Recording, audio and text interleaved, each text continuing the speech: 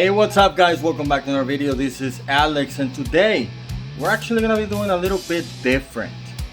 We're gonna be talking about this brand new 2022 Eclipse Cross.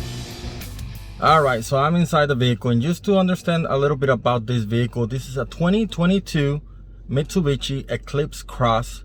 This is the SE edition with the panoramic sunroof and everything. All the bells and features, all the bells and whistles on this vehicle.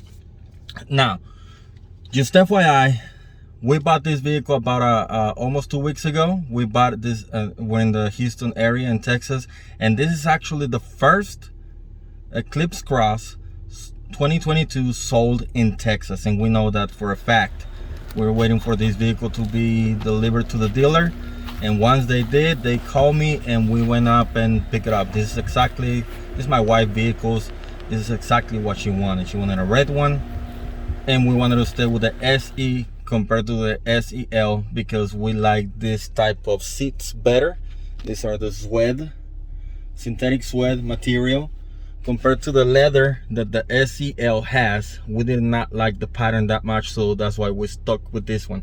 The only thing I wish this would have from the SEL was the black ceiling. This one doesn't have that, so but that's okay. Now, we took this vehicle to a trip yesterday. We put in about 1,200 miles total, and I gotta say, let's talk about fuel economy, because this vehicle is supposed to be 26 combined, 22 or 23 in the city and 29 on the highway, and to my surprise, this thing only gave me about 23 miles per gallon, which is very bad. Not even what the city is supposed to be. Now, this thing has all-wheel drive, but I also found this little button right here that says Eco Mode. I'm not sure exactly what it does, but what I think it does, by the way it feels, I think it turns off the turbo. Yes, this vehicle has a turbo. This is a 1.5 liter engine with a turbo. Now, it works okay, but to the vehicle's defense, on the MPG, and I gotta try this again, and I'll probably do an update on that. I tried different setups. I tried with the Eco Mode, I tried cruise control, I tried Eco Off, and all different setups. But the vehicle's defense, yesterday and the day before, it was very windy. So hopefully that was a human error or nature error in this case, and later on in the future, whenever we take it to another trip or daily city driving, we can get to the written MPGs, because otherwise I understand if it gives me that low mileage, because I'm compared to the 2012 Lancer that we own. It usually gives me about 30 miles per gallon on a trip, and that's going about 75, 80 miles an hour. Now, doing the same thing on this one gave me way less. Like I said, this vehicle's engine is very small, and the size of this vehicle is a little bit heavy. So, kind of makes sense. Again, it's supposed to be giving you closer to what the paper says. So, we'll see. I'm pretty sure the wind had a lot to do with that. Keep you updated on that. Now, this vehicle comes with park assist, lane departure mode, traction control, is all power. It has this carbon fiber trim on it, and then glossy black finish trim on the door handles, the AC vents, and around the radio, which it actually has Android Auto and Apple CarPlay, something like that, which works perfectly. Again, you have heated on the front. The front seat is also all power, and we have the panoramic sunroof on front and the rear. It's two different levers. However, only the front one tilts up and opens up all the way, which is a really nice feature.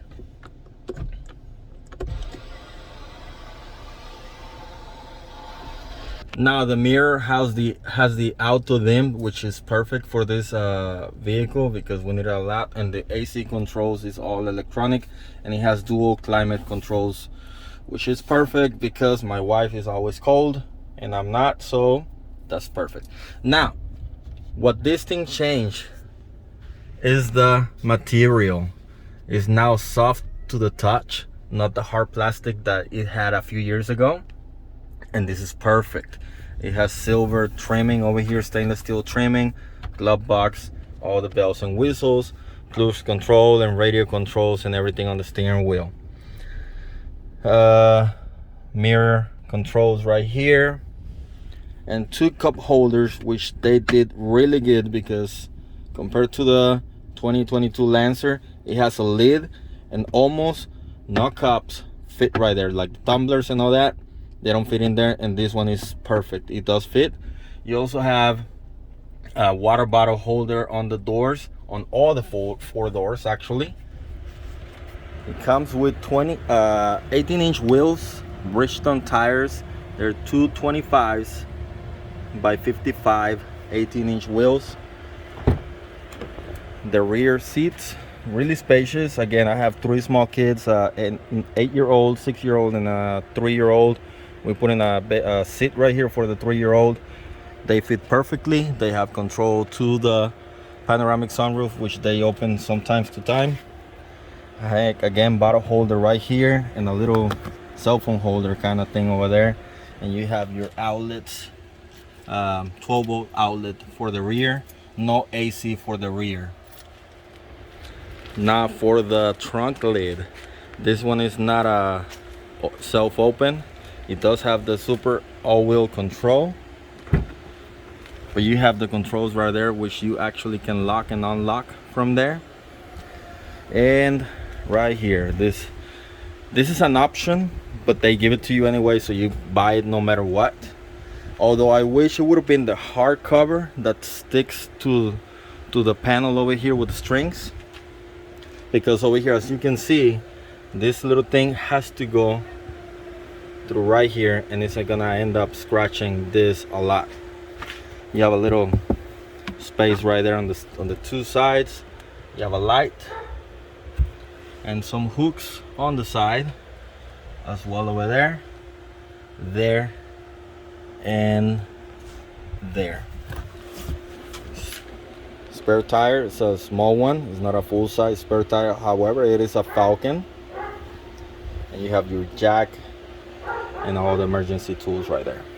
And it comes with that mat already.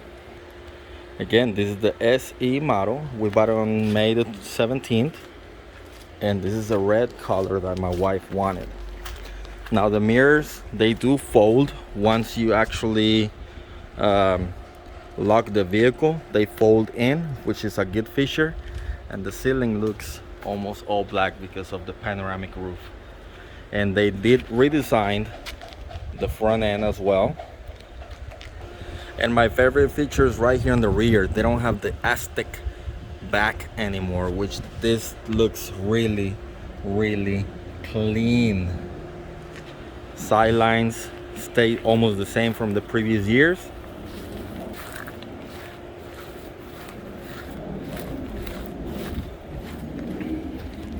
But overall, this is a great vehicle.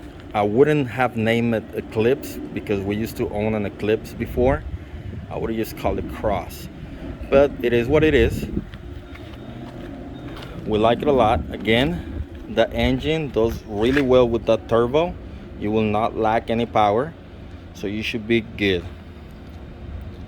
Now this thing threw us off about $32,000, which is not bad because all the wells and features. Oh, let me tell you something else real quick. I was just watching it for the first time, and I did notice carpet lining in the rear wells, which makes this vehicle, again, I'm comparing to the other ones, Mitsubishis that I had, very quiet. The cabin is very quiet. You cannot hear road noise like you used to on the previous ones.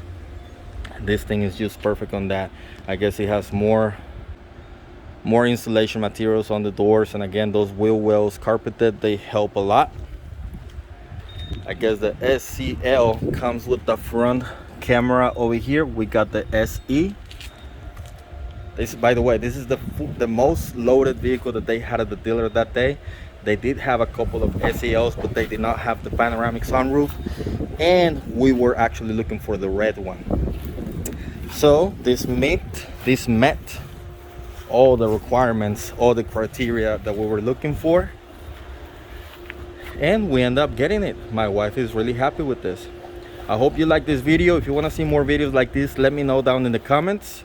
And other than that, I hope you like that vehicle. Let me know if you have something similar like that, if you ever own a Mitsubishi. This is like my fifth or sixth Mitsubishi that I own. We used to have a 2007 Eclipse. We had a 2011 Lancer Sportback. We have the 2012 Lancer. All of these we bought brand new except for the 07 Eclipse. This is what we got a brand new back in 2012, and it's only 85,000 miles on it. We have had a red one just like this, but 2013. And I also had a few months ago, and I have a few videos on that one, on the 2011 Outlander Sport that I had made a few videos on that. I'll leave a link for you down up here, so make sure you check those out. Other than that is it for this one, guys. Hope you liked this video, and if you did, hit the thumbs up button. Don't forget to comment, share, and subscribe, and I'll see you on the trails. Goodbye.